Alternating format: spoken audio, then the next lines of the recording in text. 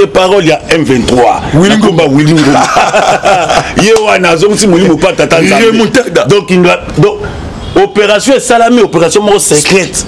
c'est-à-dire eyebanité ok na katsa M23 yende Willy yende porte-parole yende muta maîtriser lingala bien azalaki muto batindaka awa infiltration à partir ya ancien régime ya Kabila donc Willy Ngomba zanani tokoyebisa bino bandeko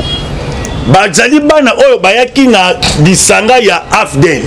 tant bayaki vu que République démocratique du Congo tokomé ko timbela bango et muto ande ko so information ya FARDC ko pesa na Rwanda na Uganda zaki monsieur Willy Ngomba yepena yango batiaki na poste ya porte-parole parce que ayebaki tous les stratégies nyonso ya yebaki yango c'est-à-dire azaki na ba code militaire congolais donc ça dit armée congolaise basali stratégie renommé stratégique donc il y a déjà à partir de la service centrale au bakima nango à partir ya Rwanda donc MONUSCO yo lobby FARDC à la qui c'est qui a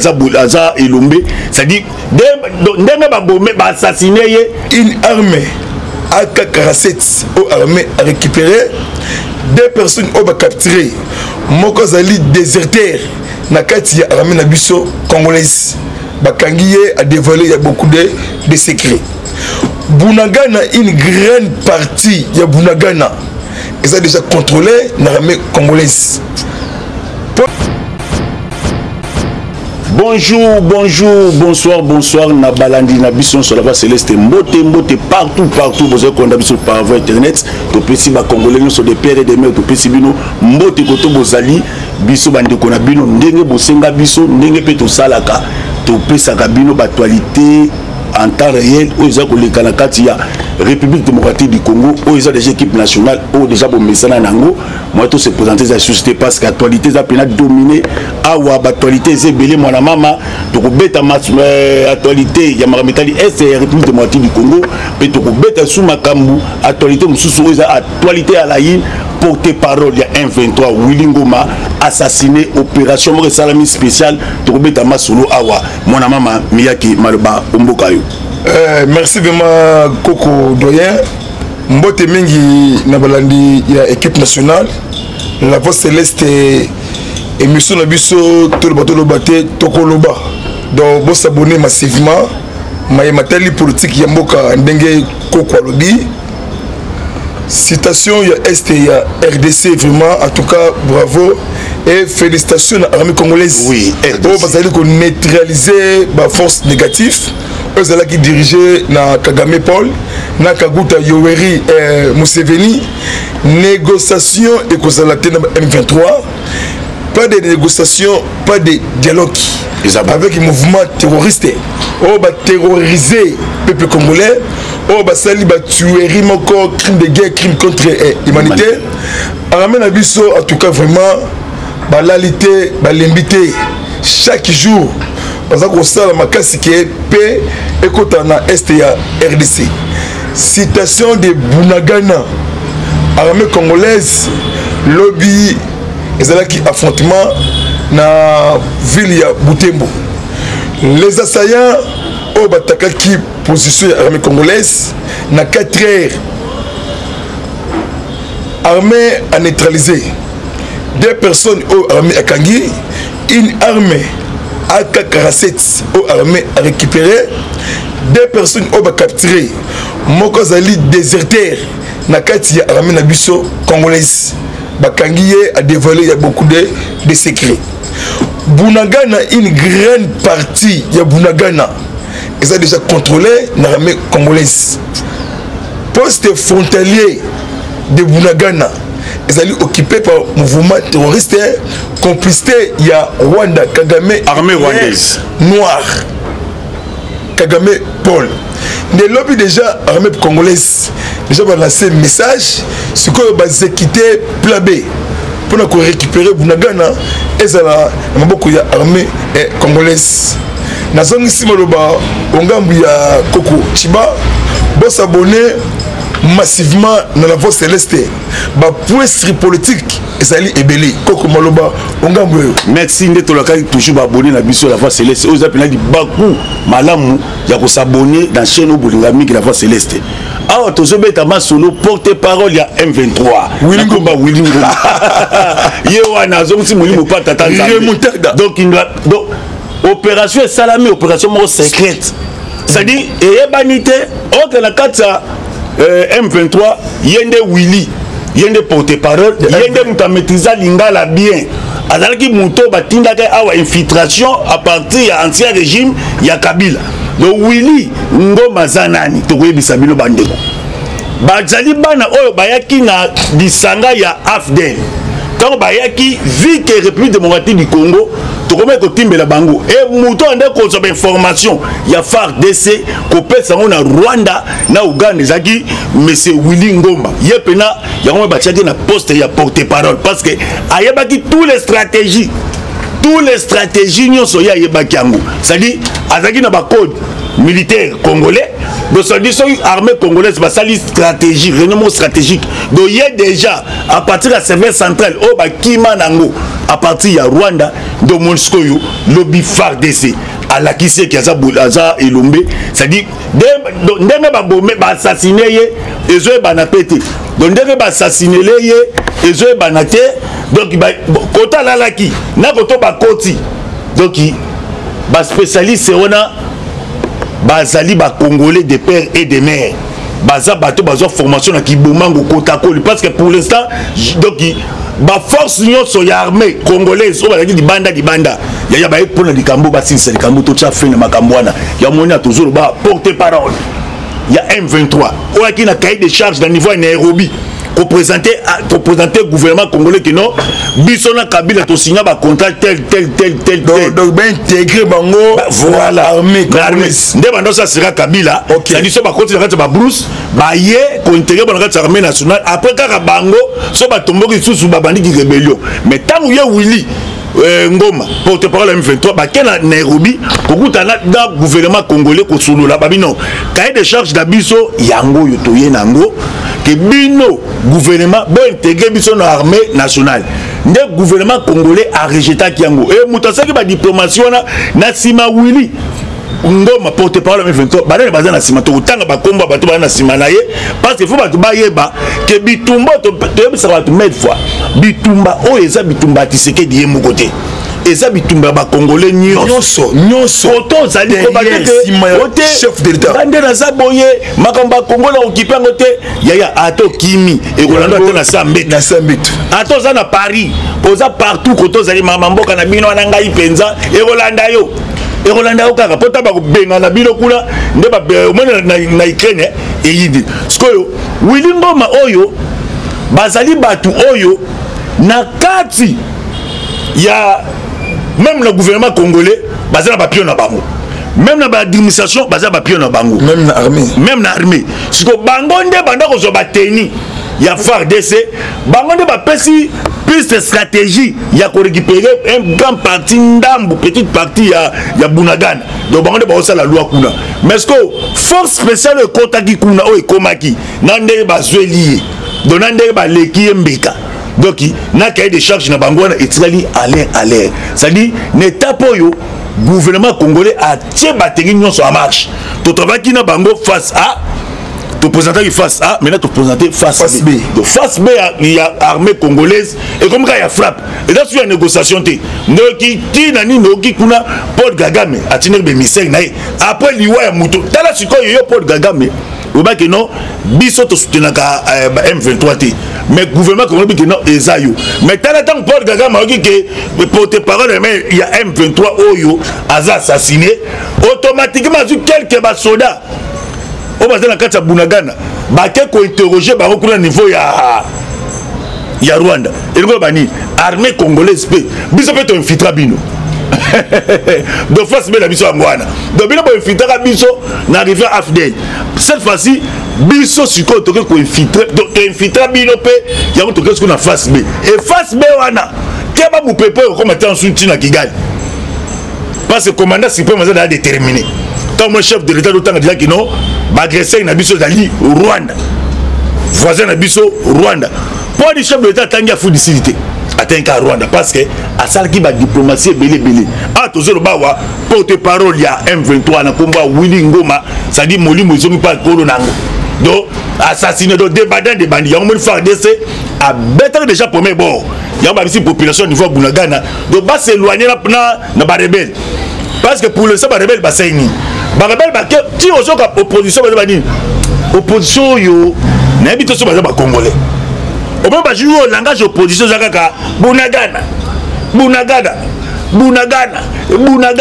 mais surtout jusqu'à opposition bon la chose qu'on piste pas Bunagana les a mabélé ba congolais yo posa congolais mais Bunagana les a menacé na ba rebelle bon bien jusqu'à opposition idée na bino zani poto repé Bunagana exacté zakaba ba kufa yango moni force armée congolaise na bureau stratégique na bango ba salini ba sengi na population ba sengi na ba chef de riz ba sengi na ba tunyoso c'est dit population a s'éloigner na ba rebelle parce que ba rebelle ba ko se déguiser na kati ya population soki armée pas attaquer bango donc na kati ya marché ezo balante soda wapi population wapi ya Moscou ezuko armée congolaise mwata ya ko étudier mais to pesi pe ba ndoko na biso kuna félicitations parce que ba chef de localité ba sel musana na bango mwana mama merci vraiment Koko Maloba Ongambu Nanga vraiment bon toujours na M23 oui parce que M23 est un mouvement terroriste donc il va terroriser le peuple bantou na niveau ya est ya RDC tokotika la te ko négocier mukolo moko okaba jamais tokotika ko sala mati jamais le loba ndeko na biso ya Goma le loba comme ko sala marche pacifique pour le départ ya MONUSCO oui au boya pe ko intégrer M23 en kati ya armée congolaise n'importe qui a ancien président ancien régime tu as vu que avion ya Rwanda et maintenant ko quitter la Congo Brazzaville chaque vendredi ceux qui quittent le Congo Brazzaville ba tenir à faire des C4 na Bichingobila la police et qui a renforcé Batouana. Willy Ngoma azali congolais. Willy Ngoma azali porte-parole M23 a maîtrisé l'ingala bien tina absa ya suka lingala. Rwanda d'origine de père et de mère. Abisi Willy Ngoma azala qui une mission pour déstabiliser, pour fragiliser l'armée, pour boucler le kuta sur internet, autobengi réseaux sociaux Facebook. Bon, on a Willy Ngoma ma publication et ma bé pour l'armée congolaise, ton zuboy, ton matiboy. Mais le armée congolaise, c'est une opération spéciale, silencieuse. N'a pas opposant préfabriqué, silencieuse. N'a pas tout ba limité beaucoup la biso ewa effacé. Na sengi na nation, na sengi na population congolaise étendue ya mboka na biso, surtout Kinshasa. Bazala na sima ya armée, pays na sima lisusu ya chef de l'État parce que le leadership ya Congo et c'est qui est dirigé dans mon mboka de père et de mère. De l'eau Fati a commis que ça qui moyenne surtout peut côté na est il y a RDC. Tout le monde qui va voler Coco bon côté déjà bongo. Tout le monde qui va voler, tout le monde qui justice faire son travail. Ozala nani il faut subir loi il y a justice mais surtout qui na vraie opposition vous allez qui na cardinal il y a solo na katia mboka na biso donc Congo tous dans le cardinal il faut la église au milieu du village mais cardinal ebeba ebonga yelo bakate yekaka ke baluka bakule fati mutu akokule fati azate ba réunion surtout et ça la masikoyo na Kingaka na Kashamata na Kashobwe réunion moko esila totika mboka la biso effacé peuple congolais peuple africain azana besoin mboka effacé neti Kingabwa oh kaka na tongo la muki confusion ya kofinga chef de l'État makambo ye ayebi yango te monsieur Kingabwa cour de cassation yola Kingabwa cour de cassation comment vous êtes personne ne pas ya mukolo totanga tuba cour de cassation les lots ba signé résidence surveillée il y a monsieur Kingabwa na prison ya Makala voilà pour votre information balandi ya la voix céleste le 5 septembre 2022 monsieur Kingabwa à la barre alors bah makambo lobaki ba preuve que mbongo ebimaka na budget privé ezaki na paradis fiscaux do abimisango asobe preuve tout ay nango ana ba preuve devant justice ana ba preuve mais ay bango ta oyo komi esa ta kongo oyo ezoluka pe ezoluka développement en tout cas ba Congolais surtout au bazar en Europe ce n'est pas le moment il y a séparation division et la bisoté tribalisme to beta c'était chaque jour et monsieur no biso oyo bolinga makasi équipe nationale hein tout qu'est-ce qu'on a remontada quoi ça nous surtout bolingo pona mboka fati ayibité fati ayende ko bimisa mboka na libulu Congolais tout alia na zongisi maloba na ngambu ya koko chiba. Merci mon maman. Et torebisa bande ko tozo sur la masolo biso ya mboka ya République démocratique du Congo tozo beta masolo ya batu musu de ka ya mboka na biso et loko lobeza ya motuya na tango pays za agressé za tant division te unité nationale il faut que yeba division ba Congolais wutu ap ba peuple congolais za ki esclave ya peuple rwandais avec ancien régime et tant que ba comprendre que mutoza au sommet de l'état actuel eza congolais de père et de mère et là ni basali babandi ko diviser classe politique congolaise même surtout même ba diaspora to pesi mbote to nga bino mingi o basé éparpillé na monde entier momba de père et de mère so tuni bo pesa biso réseau bino boyini na Tshisekedi balo bakati ba pesa bino tête akabwana Kabila mais Tshisekedi akabwana Kabila bo pesa sur réseau mususu tende za boya crise za mais to tuni milo ko to bozana mikili ya poto likamba guerre yo Ukraine na Russie était binoté faut que Tshisekedi azana non pesa bino mabifinga muke po boyeba donc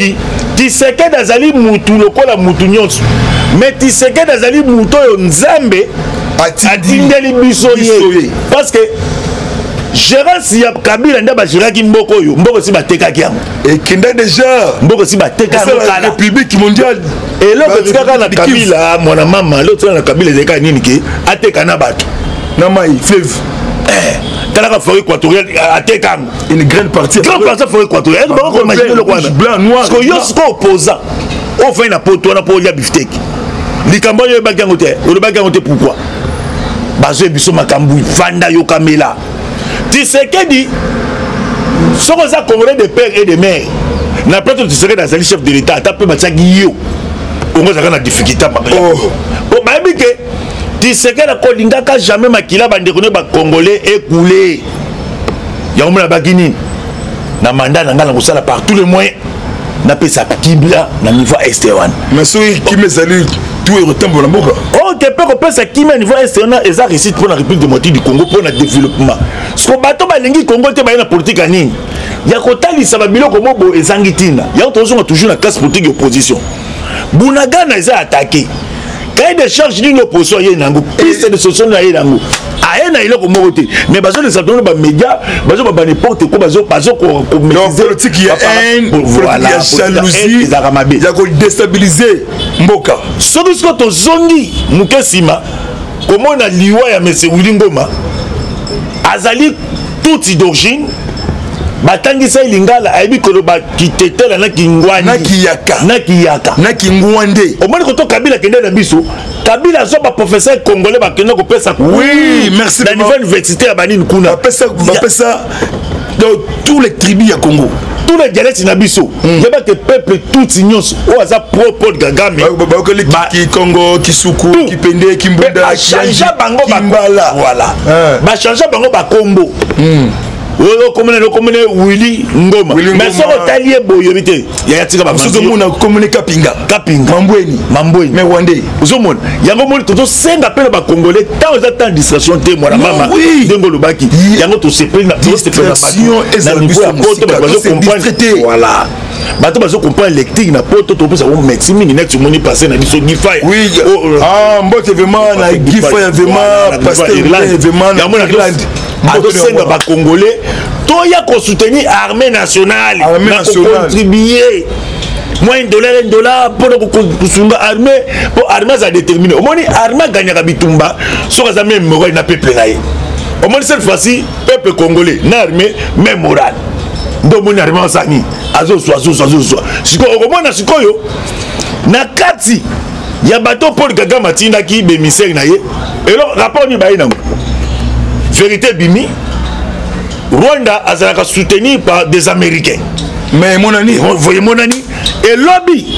département rwandais bazaki na département américain babeti masolo Rwanda yi bon cahier de charge abi banyongo na koti dans les pays mususu du ko na bino États-Unis parce que de ça pimeli nga iranium apimeli nga ibeko ba richesse na parce que na bande ko so na manière moko frauduleuse et boka moité so boki ke ancien régime ba ko benga bango moko là-bas depuis que bobaki aux acharnements rapport ya Rwanda bimi clair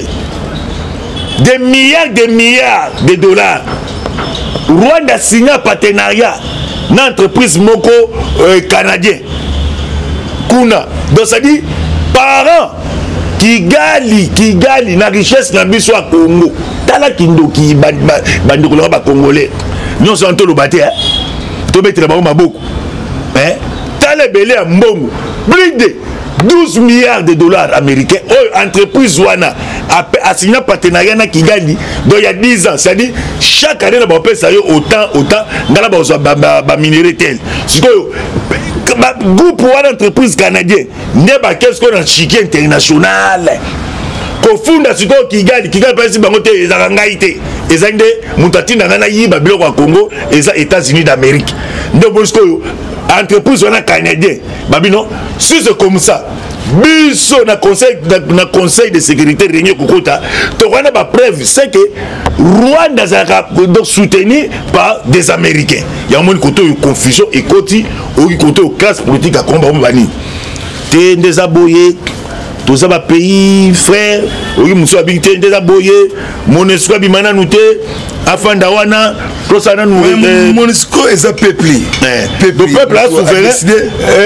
oui nous va habiter wana opposant mususu wana opposant wana bana bitinda monesco bimana nuté a suivi élection kuna rapport public et bimi que non tosana recensement toyeba combien d'électeurs tosana bango bato apoto to enroulé bon bon balingi bongo te balito kana élection ndengwana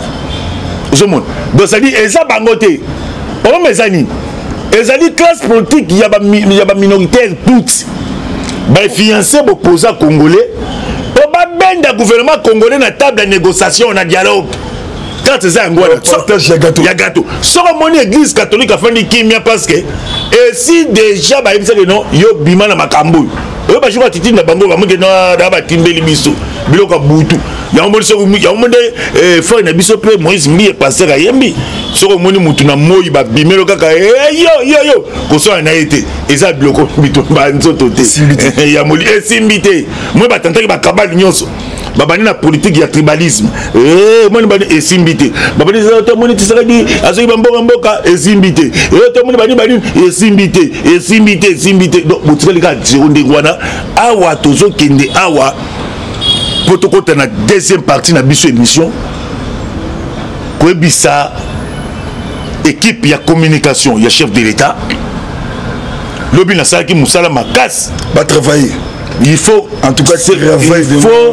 c'est lui la communication chef va travailler parce que moninga lobi na sala ki musala va accélérer travail il y a communication lobi to sali musala makas na niveau ya lembaimbu na biso ezaki na tinga ndena ezaki de kialo bien sûr il y a traitement d'eau na biso colonial voilà ba secteur na biso secteur na ngai na biso to pesi merci mingi na chef de l'État oui abombaye apesi solution en Congo parce que to senga ki eloko wana pe a réaliser ango pe to senga ki na mokonzi mboka yaka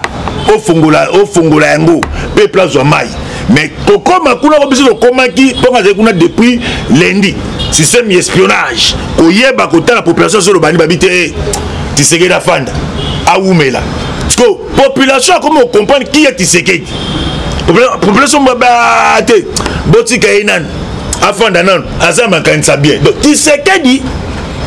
azama kanisa bien na yemoko Tshisekedi bandeko na ngai na yemoko Tshisekedi azapa na kanisa bien obungisa mboka mais Tshisekedi akutani devant bato azana bango baza même vision na été on va de fritate c'est des bois parce que la guerre va bien matériaux mais vision limitée il y a un monde de gens qui s'est dit fois changer classe politique si surtout remaniement ministériel obligé remaniement technique ya ça au Karibiso il y a ko déraciner ko longola bambombe oui à déboulonner bango bakinde il y a ça au Karibiso pour appuyer bon le conseil de ministre ba clair en tout cas remaniement ezali parce que mutu Nathan oyo tu sais la sali ba œuvre fait total la cellule la communication ba lobelango donc c'est la communication ba fandi wana ça dit bien peu bolongwa musala parce que tout le monde qui ba vocabulaire eleke belé so nga ki zina nzele lengesa nazo ka population système expérience au tout ça là ça dit population d'azo lobelango habité en tout cas afanda naïe mais bien qu'on est ba lobelango te pour ani mto sa bloka kitoko makasi boy mais c'est les aka ba fandi pour publier photo dans les réseaux sociaux et la communication il faut boyer bango il faut le savoir très bien pour publier et là comme ça sur la bannière boy tout temps milité mon réseaux sociaux était ça bien ngouté so total plus de 100 millions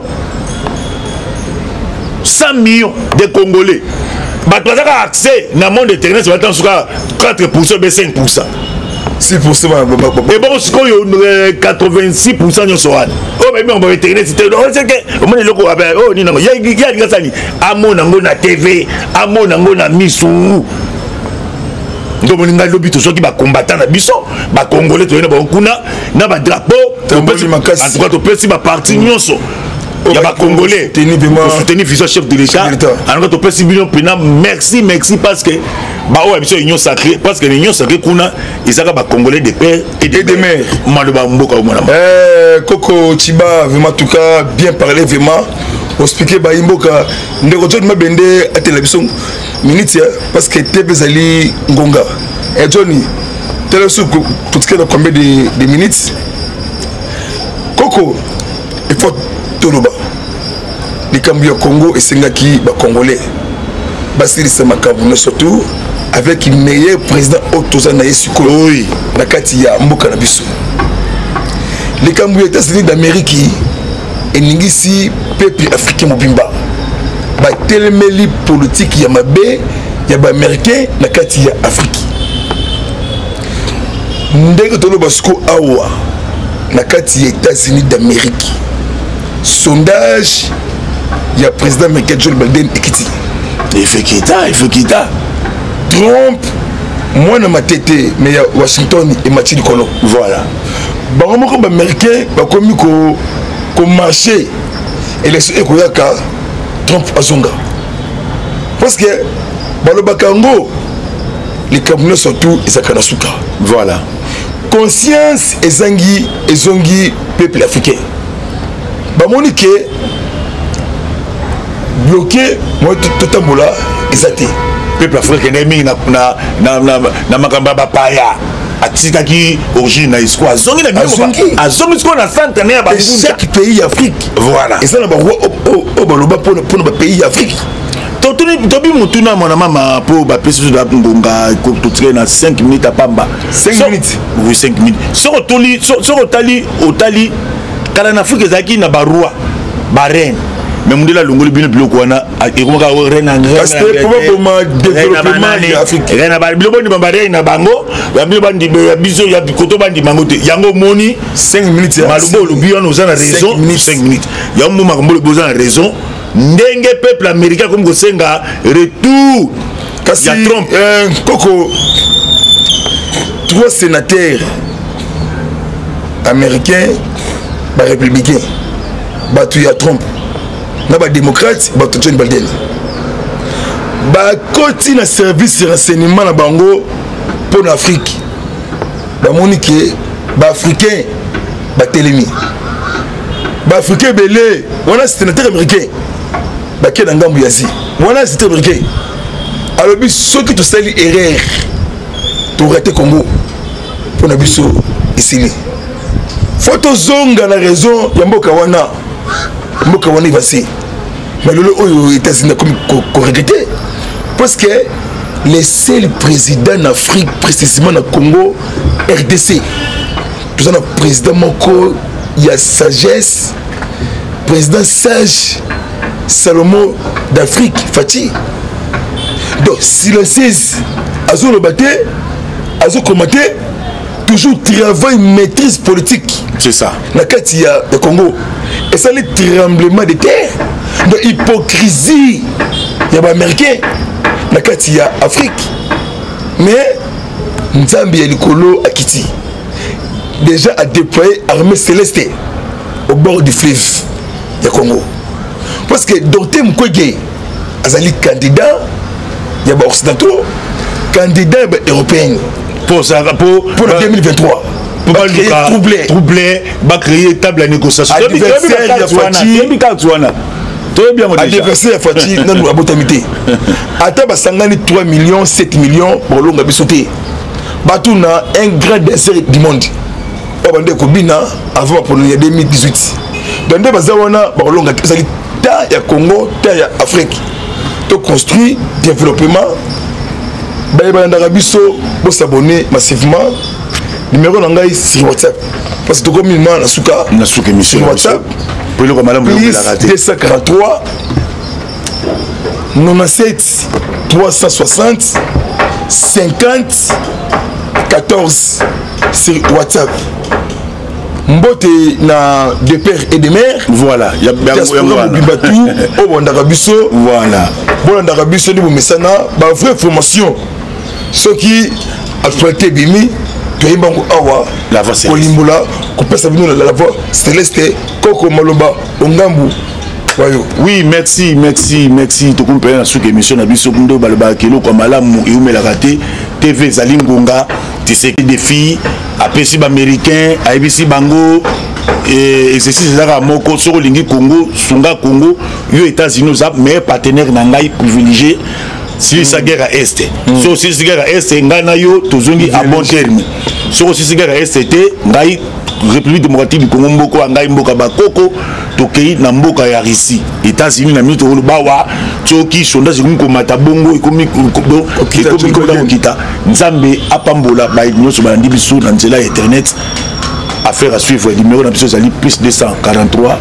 84 40 69 461. Mon maman Nzambe apambola bakote tokutani dans 3 jours na face au Cameroun de Messana et Monsieur Nabiso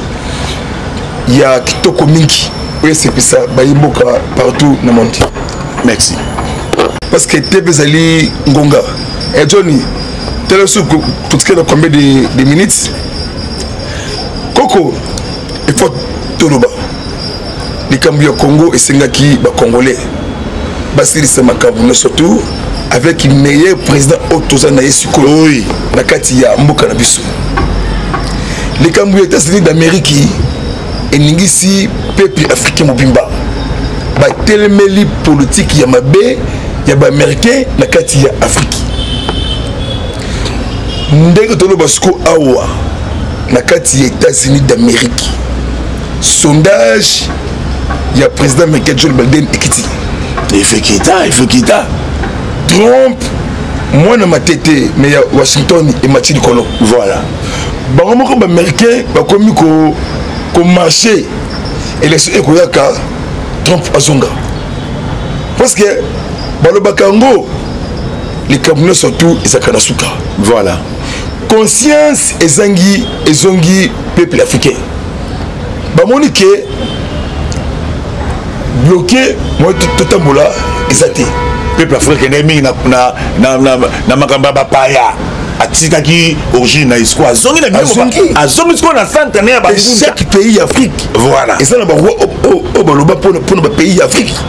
Tobi mutuna mona mama pour ba pesi de ngonga ko to na 5 minutes à pamba. 5 minutes. Oui 5 minutes. So otali kala na Afrique zaki na barua ba reine. Mais mon la longoli bien bloqué wana et comment ka reine parce que probablement développement Afrique. Reine ba bilo bandi ba reine na bango, ba bilo bandi ba biso ya koto bandi mango te. Yango moni 5 minutes. Malubo lo biyo no za na raison 5 minutes. Ya mo makambo lo boza na raison. Ndenge peuple américain comme ko senga retour kasi ya Trump Koko 3 sénateurs américains ba républicains bato ya Trump na ba démocrate bato John Biden ba koti na service renseignement na bango pour l'Afrique ba monique ba africain ba telemi ba africain belé on a sénateur américain ba ke na ngambu yazi on a sénateur américain alors bi ceux qui te sali erreur to rater Congo pour na biso ici photo zonga la raison ya mboka wana ivasi mais le aux États-Unis comme regretté parce que les seuls présidents en Afrique précisément dans Congo RDC tout ça président Moko il y a sagesse président sage Salomon d'Afrique Fati donc si le 16 azo le batté azo commenté toujours travail maîtrise politique c'est ça la carte il y a le Congo et ça les tremblements de terre de hypocrisie il y a américain la carte il y a Afrique mais Nzambi et Likolo Akiti déjà a déployé armée céleste au bord du fleuve du Congo parce que Dr Mukwege azali candidat il y a occidentaux candidat européen pour 2023 pour troubler va créer table à négociation adversaire Fati non abotamité ata basangani 3 millions 7 millions pour longa bisoté batuna un grand désert du monde obande ko bina avant pour 2018 donc bazawana ba longa ezali ta ya Congo ta ya Afrique to construit développement ba ndaka biso bo s'abonner massivement numéro nangai sur WhatsApp parce que comme il m'a na suka émission sur WhatsApp pour le madame plus 243 97 360 50 14 sur WhatsApp mbote na de père et de mère voilà ya bibatu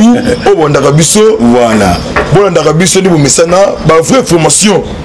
ceux qui exploité bimi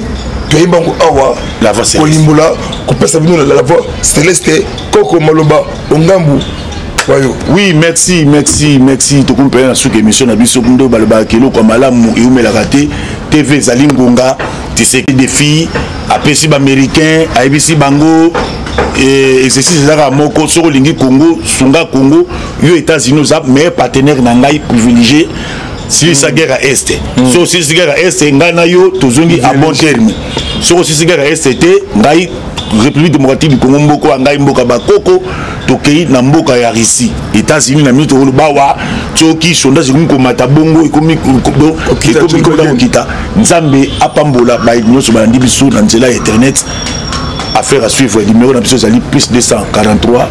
84 40 69 461 mon mama nzambe apambola bakote tokutani dans 3 jours na face au Cameroun de Messana émission na biso